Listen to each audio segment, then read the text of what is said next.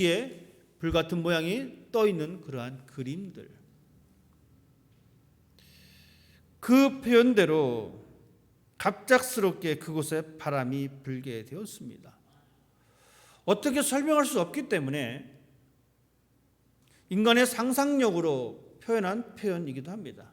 여러분, 진짜 바람이라고 해서 성령은 바람이 아닙니다. 그러면 우리가 바람이 불 때마다 성령이 왔다라고 이야기할 수밖에 없습니다. 이 중부지방 토네이도가 많습니다. 토네이도 올 때마다 와 성령이 왔다라고 떠벌리는 사람은 죄송하지만 미친 사람입니다. 그런데 오늘 성경은 성령이 임재할 때에 바람이라고 하는 표현을 쓰고 있습니다. 이 단어는 이렇습니다. 르아흐라고 하는 히브리어입니다. 이 말은 언제 써졌냐면 창세기 1장에 기록된 단어이기도 합니다. 태초에 하나님께서 하나님의 영이 수면 위에 운행하셨습니다. 그때 쓴 단어가 바로 이 단어입니다. 즉 수면 위에 운행하셨던, 다니셨던 하나님의 영이라는 단어입니다. 그것이 바로 성령입니다. 마치 바람으로 표현된 것이 바로 하나님의 영이라는 이야기입니다. 마치 바람처럼 느꼈습니다. 그리고 마치 불의 혀처럼 보였습니다. 여러분 어떻습니까? 바람 하면 강렬한 존재입니다. 불 역시 마찬가지입니다. 강렬한 존재입니다. 특별히 이 불은 하나님의 임재를 상징합니다. 여러분 기억하십니까? 모세가 광야에서 40년 동안 살 동안 많은 것을 경험했겠지만 정말 놀라운 사건을 경험하게 됩니다. 떨기나무, 즉 나무 가지에 불이 붙습니다. 그런데 놀랍게도 그 나무는 타지 않습니다. 그곳에서 모세는 하나님을 만납니다. 즉 성경에서 불을 상징하는 것은 하나님의 임재입니다. 제단에 불을 사르는 것, 태우는 것, 불이 하늘에서 내려온 것, 이 모든 것은 하나님의 임재를 상징합니다. 마찬가지로 우리는 에스겔서에 기록되어진 말씀, 에스겔 골짜기에 말라 비틀어진 뼈들이 있었는데 환상 가운데 그 뼈들이 어떻게 변했습니까? 하나님의 생기가 들어와서 뼈와 뼈끼리 부딪혀서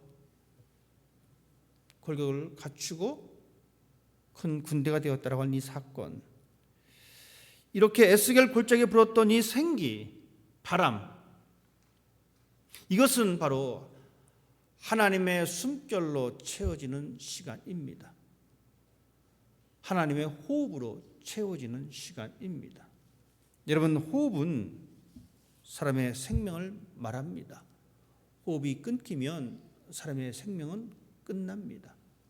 호흡은 생명입니다. 오순절날이 이르렀을 때에 사람들이 모였던 그곳에 강하고 급한 바람 같은 것, 이 생기, 하나님의 불 같은 이 모습, 이것이 그 자리에 나타났습니다. 이 사건 이후에 초기 기독교는 사방으로 퍼지게 되었습니다. 그리고 이것이 바로 교회의 시작을 알리는 중대한 사건이기도 합니다. 사람들은 놀라운 광경을 목격했습니다. 성령이 충만해서 성령께서 말하게 하심을 따라서 말을 하게 되어지는데 각기 다른 언어로 말하기 시작합니다. 주변에 있던 사람들은 그 성령을 받은 사람들의 언어를 이해하기 시작합니다. 왜냐하면 각자의 언어로 그것을 들었기 때문에 그렇습니다. 언어하면 생각나는 것이 있는데 바로 바벨탑 사건입니다. 바벨 평지에서 사람들은 함께 모여서 이렇게 이야기합니다. 자, 우리가 이제 탑을 쌓자. 그리고 우리가 우리의 흩어짐을 한번 면해보자. 자, 우리가 이 탑을 쌓고 이 탑을 통해서 우리가 함께 뭔가를 한번 해보자. 저 꼭대기 한번 올라가 보자. 여러분, 이렇게 사람들은 한 마음을 품고 그렇게 시작했습니다. 하지만 어떤 결과를 맞았습니까? 하나님께서 그들의 언어를 흩으셨습니다. 사람들은 생각하기를, 자, 우리가 이제 함께 힘을 모아서 하나가 되자. 그래서 이 거대한 사업을 한번 해보자 라고 했는데, 뭉치자라고 했는데 결론은 분열이었습니다. 하나님께서 그것을 흩어버리셨습니다. 그런데 이제 예수님께서 승천하신 이후에 바벨 평지에서 흩어진 그 언어가 다시 하나님 손에서 다시 소통의 언어가 되었습니다. 내가 이렇게 말했는데 옆에 있었던 일본 사람이 제 말을 알아듣습니다. 여러분이 말씀을 했는데, 여러분이 말을 했는데 러시아 사람이 알아듣습니다. 바로 이러한 현상입니다. 오순절 성령의 사건은 그 옛날 바벨의 사건과 다릅니다. 오순절 성령의 사건은 다양함 속에서 하나님의 뜻을 발견하는 사건이었습니다. 성령은, 이 땅에 임하신 하나님의 영은 통일을 말씀하고 있지 않습니다. 대신 각자의 삶의 자리를 인정하고 있습니다. 오늘 말씀에 나타난 여러 지역들, 10곳이 넘는 여러 지역들, 그 다양함 속에서도 그들은 모두 다 같이 하나님의 큰 일을 말함을 듣게 되었습니다. 복음 안에서, 예수 그리스도의 사랑 안에서 그들은 예수를 주라 고백할 수 있는 놀라운 사건을 경험하게 되었습니다. 성령 임재의 결과는 우리가 말씀을 읽지 않았지만 21절 말씀은 이렇게 기록하고 있습니다. 누구든지 주의 이름을 부르는 자는 구원을 받으리라. 하나님의 영, 그 영을 소유한 사람들의 결론은 그렇습니다. 누구든지 주의 이름을 부르는 자는 구원을 받게 될 것이다. 하나님의 영에 대한 약속은 구약 성경에 이미 기록되어 있는 사건입니다. 요엘서에서 기록됐습니다. 하나님께서는 요엘 선지자를 통해서 그렇게 말씀하셨습니다. 마지막 때에 내가 나의 영을 부어줄 것이다. 여러분, 아까 교동문 함께 읽을 때에 기억나십니까? 기억 안 나면 다시 한번 할 수밖에 없고요. 하나님께서는 요엘 선지자를 통해서 그렇게 말씀하십니다. 내가 내 영을 너에게 부어줄 것이다. 사실 이스라엘 백성들에게 있어서 참 힘든 시간을 겪으셨던 시기이기도 합니다. 예루살렘 성전이 파괴되었습니다. 예루살렘 성전을 자신의 신앙의 정체성으로 알고 살아갔던 사람이었는데 그 성전이 파괴되었습니다. 하나님만이 만왕의 왕이라고 믿었는데 오히려 로마의 지배를 받게 되었습니다. 믿었던 성전도 파괴됐고 믿었던 하나님마저도 이방 신에게 졌다라고 생각했던 그때 그 당시의 사람들, 과연 이것이 참 하나님 맞는 것인지 흔들릴 수밖에 없는 그러한 상황입니다. 이러한 상황 가운데 하나님은 모여 기도하는 그 사람들을 향해서 성령을 주셨습니다. 그리고 이 성령은 새로운 창조의 시대를 여는 놀라운 사건입니다. 이 성령을 하나님께서 우리에게 허락해 주셨습니다. 여러분, 우리의 신앙도 때로는 흔들릴 때가 있습니다. 과연 내가 걷는 이 신앙의 길이 맞는가? 내가 믿는 하나님이 정말 절대 하나님이신가? 능력의 하나님이신가? 라고 고민하고 흔들릴 때도 종종 있습니다. 여러분, 그때 하나님의 성령은 우리에게 다가오십니다. 그리고 우리는 초대교회 사람들이 그 성령의 힘을 의지해서 살아냈듯이 우리도 그러한 삶을 살아낼 수가 있습니다. 성전이 파괴되었습니다. 더 이상 성전은 볼 수가 없습니다. 힘든 시간입니다. 그래서 그들은 함께 모여서 기도합니다. 여러분 보십시오. 오늘 성경은 참 놀랍게 우리에게 이렇게 말씀하고 있습니다. 3절 말씀 보면 마치 불의 혀처럼 갈라지는 것들이 그들에게 보여 각 사람 위에 하나씩 임하게 되었다. 각 사람 위에 하나씩 임하게 되었다. 성령을 건물에 임한 것이 아닙니다. 성령은 각 사람 한 사람에게 임하셨습니다. 이 말은 성령은 한 장소에 국한되지 않는다라는 이야기입니다. 교회에 와야지만 성령 받는다? 말이 안 되는 소리입니다. 어디 특별한 곳에 가야지만이 내가 성령을 체험할 수 있다? 말이 안 되는 소리입니다. 여러분 혹시나 그렇게 말하는 사람이 있으면 그런 사람하고 가까이 하지 마십시오. 오늘 사도행전은 분명히 말씀해 주고 있습니다. 성령은 각 사람 위에 하나씩 임하였다. 즉 성령은 우리의 삶 가운데 들어오셨다라는 이야기입니다. 성령은 위로자입니다. 성령은 인도자입니다. 즉 성령님이 여러분 한 심령 위에 임함으로 인해서 우리를 위로해 주십니다. 내가 힘들 때, 내가 어려울 때, 도망가고 싶을 때 나를 위로해 주십니다. 내가 어디로 가야 할지 모를 때, 내가 무엇을 해야 할지 모를 때에 성령은 나를 인도해 주십니다. 그리고 그 성령으로 인해서 우리는 이 힘든 시간들을 버텨낼 수가 있습니다. 여러분 성령은 예수님께서 말씀하신 그 소망이 이루어지는 그 긴 시간을 버텨낼 수 있는 힘으로 우리에게 다가오십니다. 그렇지 않으면 우리는 그 신앙의 길을 완수할 수가 없습니다. 성령이 우리에게 주어 부어졌는데 여러분 우리는 이 성령을 우리의 삶의 정체성으로 알고 이제 살아가야 합니다. 그 옛날 구약의 사람들이 예루살렘 성을 신앙의 정체성으로 삼고 살아냈듯이 이제는 우리는 하나님의 영을 우리의 신앙의 정체성으로 삼고 살아가는 사람이 되어야 합니다. 이 성령, 여러분 이 성령 강림이 교회의 시작입니다. 그리고 그 성령의 역할과 그 성령의 결과로 어떻게 되는지 우리가 깨닫게 되어지면 우리는 우리의 신앙도 그 모습으로 만들어 갈 수가 있습니다.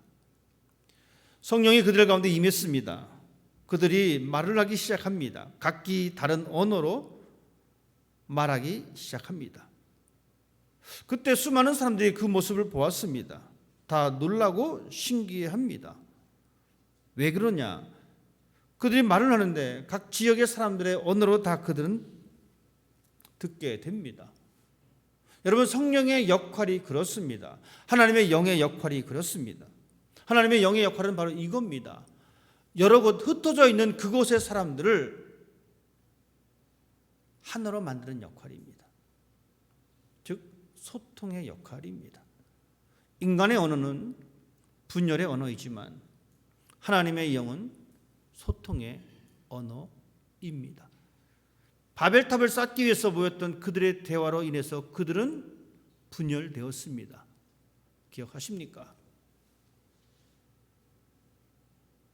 자신을 내세우고 우리들을 위해서 뭔가를 하자라고 했었던 그 결과는 분열이었습니다. 하지만 예수님 승천 이후에 기도했던 그들에게 내려졌던 이 성령은 소통의 현장이 되었습니다. 내가 이렇게 말했는데 상대방이 알아듣습니다. 이것이 바로 성령의 역할입니다.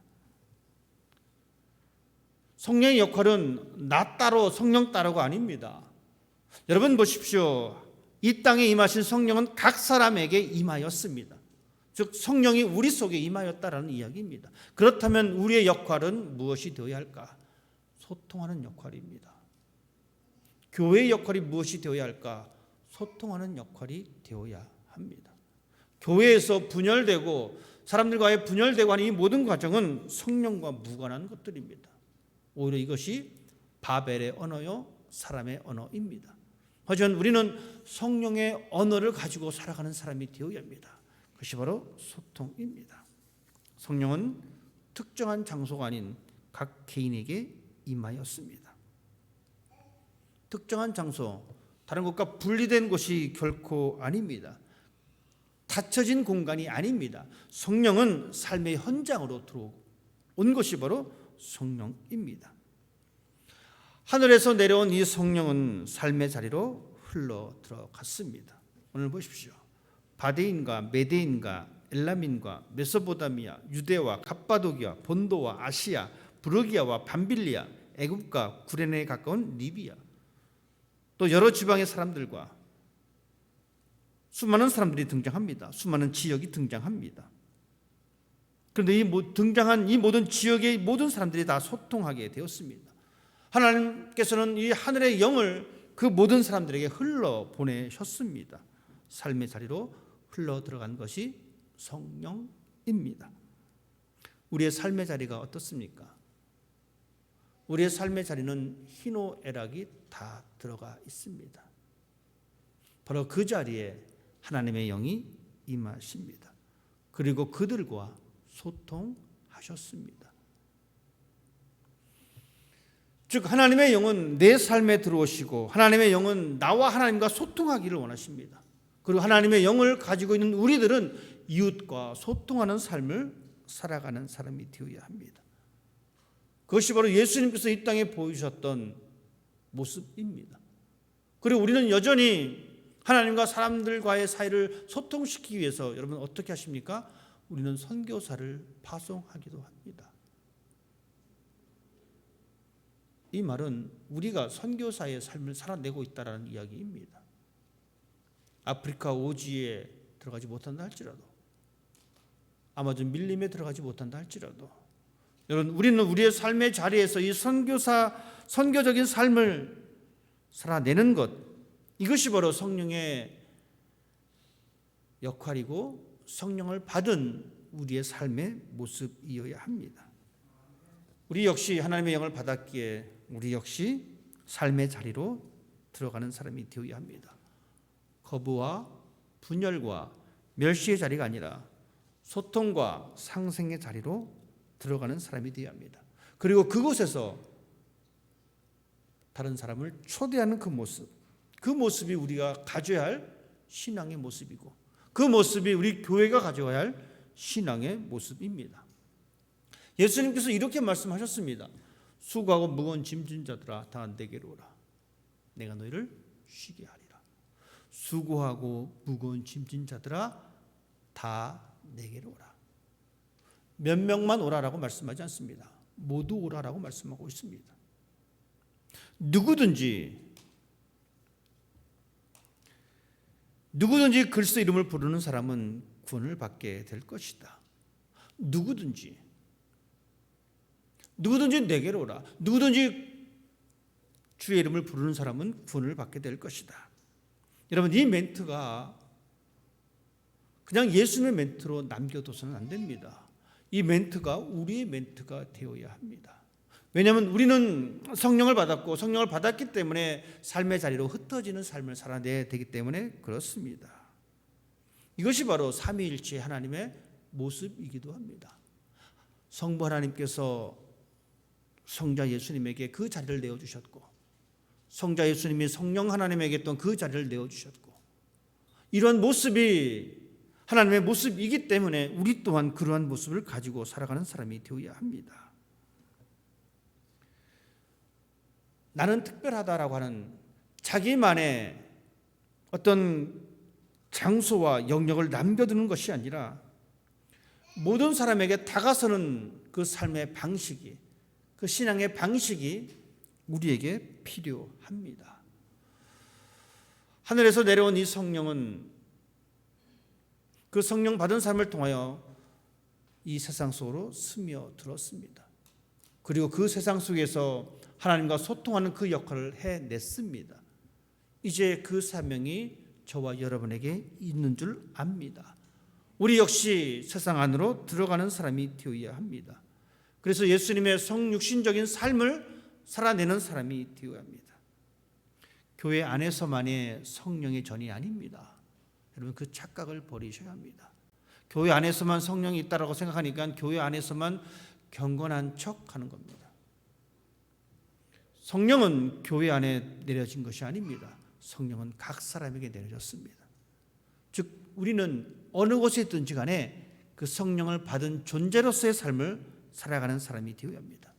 그리고 그곳에서 여러분 소통하십시오.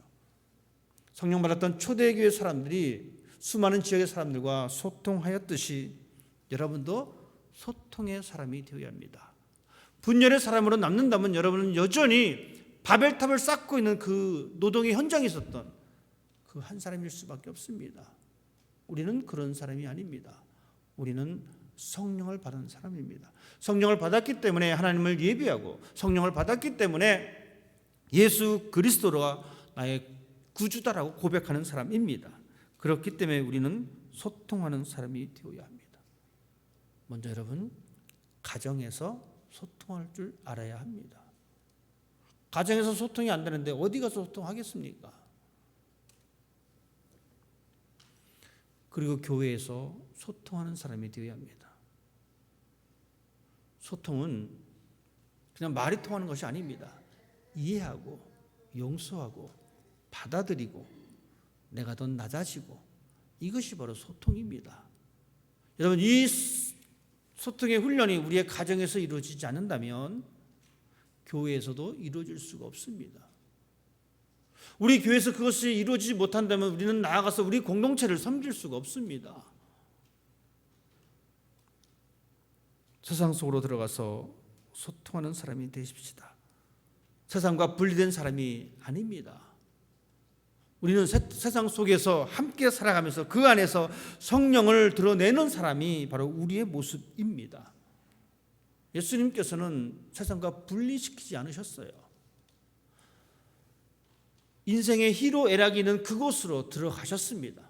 그리고 그들과 소통하셨고 그들의 아픔과 함께 아파하셨고 그들의 기쁨과 함께 기뻐하셨고 함께 우셨습니다. 이 모습이 바로 이 땅에 내려온 성령의 모습입니다. 조금 힘들더라도 우리 모두 그러한 모습을 그려보십시다. 그리고 그 삶을 살아내려고 조금만 희생하십시다. 많이 희생하자 그러면 힘들 것 같으니까 제가 이렇게 말씀드립니다. 조금만 희생하십시다. 가정에서 소통하기 위해서 내가 조금만 희생하십시다. 그리고 교회에서 소통하기 위해서 내가 조금만 희생하십시다. 하다 보면 우리의 신앙은 하나님의 기뻐하시는 신앙으로 바뀔 수가 있고 그러한 사람이 더욱더 성령이 충만한 삶을 살아낼 수가 있습니다. 결코 성령이 충만한 사람은 거저되는 것이 아닙니다. 여러분, 우리의 신앙이 하나님께서 원하시는 그 성령의 충만한 삶을 살기 위해서 성령의 사람으로 살기 위해서 세상 속에서 그 놀라운 뜻을 드러내서 이 땅에 하나님의 영광을 선포할 수 있는 여러분 되시기를 주님의 이름으로 부탁을 드립니다. 기도하겠습니다. 하늘 보자 내려놓으시고 예수님께서는 사람의 몸을 입으시고 이 땅에 오셨습니다. 이 땅에 오셨던 예수님께서 다시 하늘에 올라가시면서 하나님의 영을 우리에게 주셨습니다. 하나님, 이 성령 때문에 우리는 살아갑니다.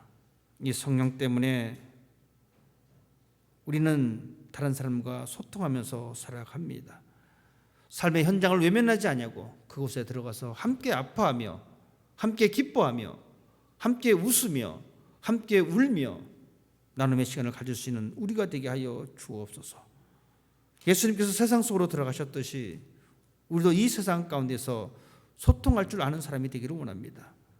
무엇보다도 먼저 가정에서 하나님 소통하는 사람이 되게 하여 주옵소서.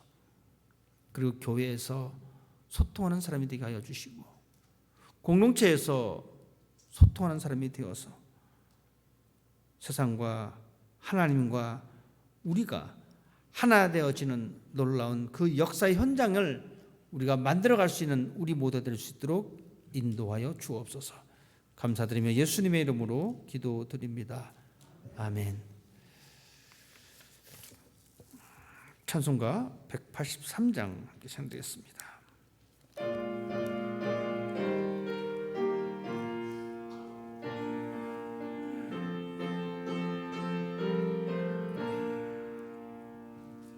빈들의 마른 풀같이 시들은 나의 영혼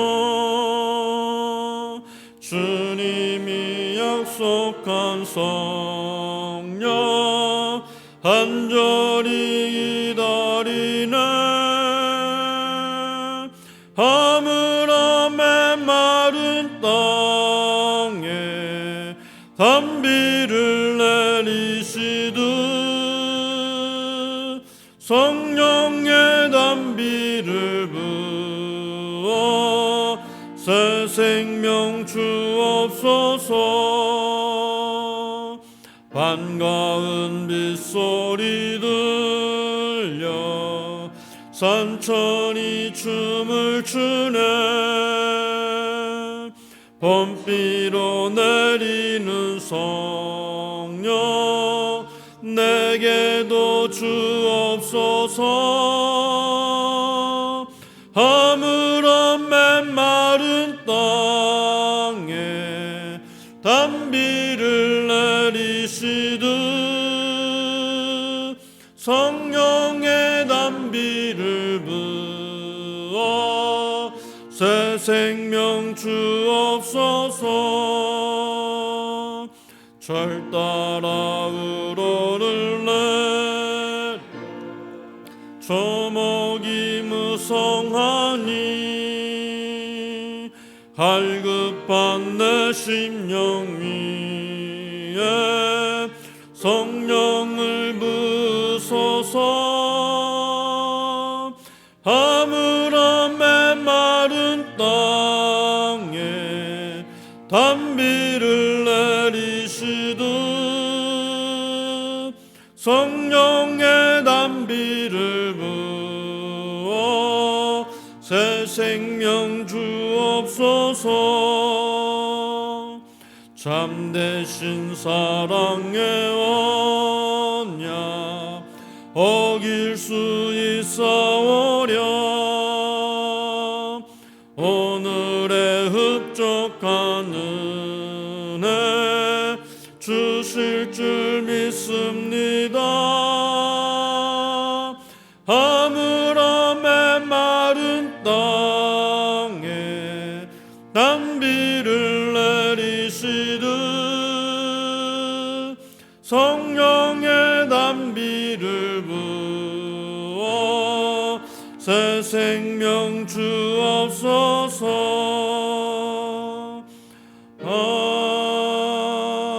아멘. 성령께서 이 땅에 오셔서